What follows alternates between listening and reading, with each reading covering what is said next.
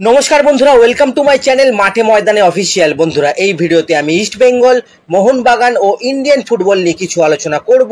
তোমরা যারা যারা আমার ভিডিওটা দেখছো, আমার চ্যানেলটা প্লিজ সাবস্ক্রাইব করে নাও ইন্ডিয়ান ফুটবলের এরকমই আরো আপডেট পেতে। প্রথমেই বলি, কালকে বাম্বলিমে চেন্নাইকে 4-0 হারিয়ে প্রায় নো ম্যাচ করে আপাতত গ্রুপ টপে রয়েছে ইস্ট বেঙ্গল। যেহেতু মোহনবাগান ও ডেম্পোর সাথে ড্র করেছে, সেক্ষেত্রে সিনারিওটা কি হতে চলেছে সেটা একটু বলে দিই। যদি শেষ ম্যাচটা ইস্ট বেঙ্গল জেতে, তাহলে 7 পয়েন্ট নিয়ে সরাসরি সুপার কাপের সেমিফাইনালে চলে যাবে ইস্ট বেঙ্গল, কোনো হিসেব নিকেশের প্রয়োজন নেই। আর যদি হারে, সেক্ষেত্রে মোহনবাগানের 7 পয়েন্ট হবে, তখন তারা কিন্তু সেমিফাইনালে চলে যাবে।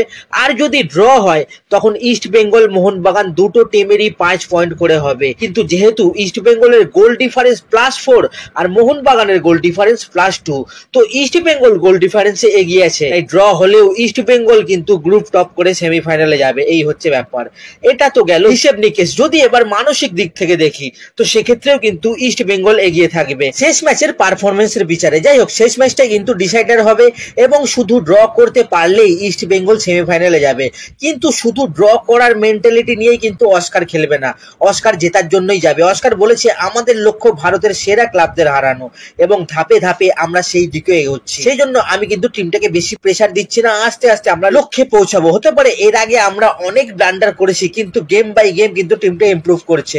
তো ইস্ট বেঙ্গলের এখন কি দরকার?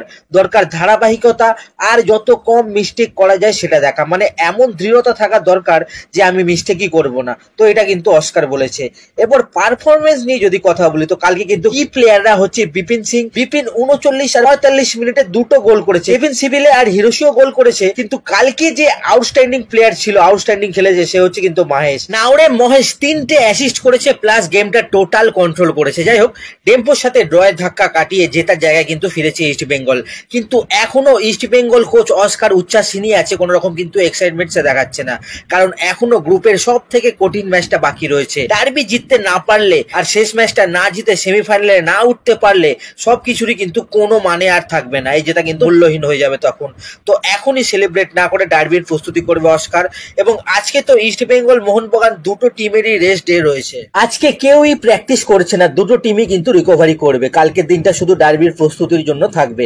এরপর যদি আমরা একটু আইএসএল নিয়ে কথা বলি, তো যদিও দলগুলো এখনো সুপার কাপে খেলছে, সুপার কাপে একটা দুটো ম্যাচ কিন্তু সবারই খেলা হয়ে গেছে, কিন্তু এই প্রত্যেকটা টিমেরই কিন্তু প্রশ্ন আইএসএল কবে থেকে চালু হবে। কারণ আইএসএল করার প্রতিশ্রুতিতেই কিন্তু এরা সুপার কাপে খেলতে রাজি হয়েছিল। যাই হোক, প্রশ্ন হচ্ছে এখন আইএসএল শুরু করার প্রস্তুতিতে কত দূর আছে এআইএফএফ। তো এর আগে আমরা বলেছিলাম টোটাল 3টে কোম্পানির সঙ্গে বৈঠকে বসেছিল এআইএফএফ। তারা কিছু কিছু প্রশ্ন করেছিল আইএসএল সংক্রান্ত, সেই সব প্রশ্নের উত্তর দেওয়ার পালা ছিল এআইএফএফ এর। কিন্তু এআইএফএফ এখনো কিন্তু সেই সব প্রশ্নের উত্তর দিয়ে উঠতে পারেনি, তারা কিন্তু সময় চাইছে এখন। তো একবার সেই সব প্রশ্নের উত্তর পেয়ে গেলে তারপরে কিন্তু উত্তর দেখে এফএসডিএল বা অন্যান্য কোম্পানিরা ঠিক করবে তারা আইএসএল এ বিট করবে কি করবে না।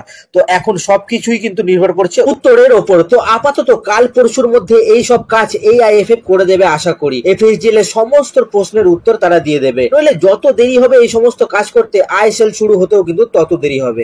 তো এই এখন সিচুয়েশন আইএসএল এর। এরপর যদি আমরা একটু ইস্ট বেঙ্গলের নতুন একটা প্লেয়ারের কথা বলি, যাকে ইস্ট বেঙ্গল সাইন করিয়েছে, তো প্লেয়ারটার নাম হচ্ছে লাইখুরাম রিকি সিং। প্লেয়ারটার 19 বছর বয়স। প্লেয়ারটা মণিপুরের প্লেয়ার এবং বর্তমানে কর্ণাটকা স্টেট টিমে খেলছিল এবং সেখানকার ক্লাব কিকস্টার্ট এফসি তে খেলছিল। এবং প্লেয়ারটা কিন্তু মিডফিল্ডের প্লেয়ার। তো কিকস্টার্ট থেকে নিয়ে এসে 3 বছরের জন্য প্লেয়ারটাকে কিন্তু সাইন করালো ইস্ট বেঙ্গল। কিকস্টার্ট এফসি ইউথদের নিয়ে খুব ভালো কাজ করছে আমরা জানি। তো থাংবয় সিং তো কিন্তু বেছে বেছে এরকম ইউথ প্লেয়ারদের নিয়ে এসে ইস্ট বেঙ্গলের সাইন করাচ্ছে, যেটা সে হায়দ্রাবাদে করছিল। দেখা যাক এখন এরপরে কি হয়। তো আজকের ভিডিওতে এতটুকুই, দেখা হচ্ছে আবার পরের ভিডিওতে। নমস্কার।